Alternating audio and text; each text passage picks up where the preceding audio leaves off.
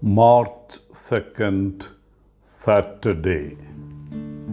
Luke 15, 1 to 3, 11 to 32.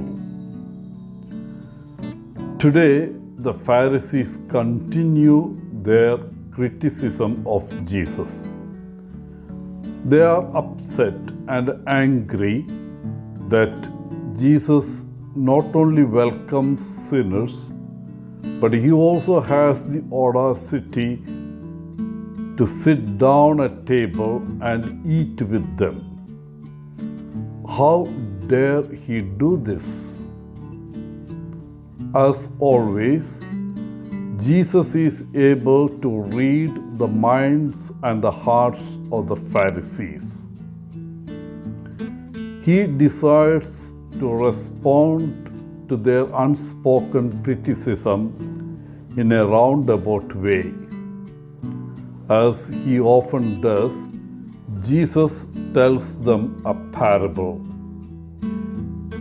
Today's parable is a familiar story of the prodigal son. We know that the father in the story has two sons. The youngest son asks his father for his inheritance, and the father agrees to his request. The father divides all that he had and gives his second son his fair share. This son immediately takes his inheritance and leaves. He has wanderlust and he is anxious to see the wonders of the world. However, in the process of his travels, he spends his entire inheritance.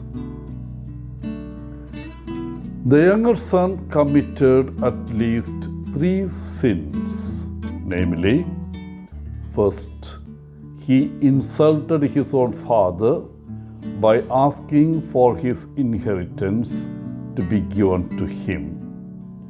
Normally, the heir waits for the father to distribute the inheritance on his own accord or after his death. Secondly, he moved out of the family and squandered the money given to him. An inheritance is a gift. It is not earned. In some culture, an inheritance should be passed on to the next generation.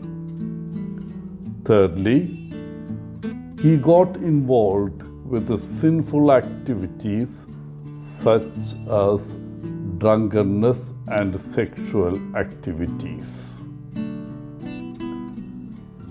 To be sent to a piggery to work there is an indication how low the descent of the younger son was. A pig is considered a very dirty animal. A life of destitution is a direct result of squandering money. The elder brother can be justified for getting angry with his father. After all, he has been a good and obedient son. Yet it is important for him to respect the decision of his father and to accept back his own brother. Some important lessons from the parable are: first, we must never take for granted our family, especially our parents. In time of need, it is to them that we turn to. Second, no matter how low we have fallen, we must always remember that God, our Father in heaven, is always ready to welcome and forgive us.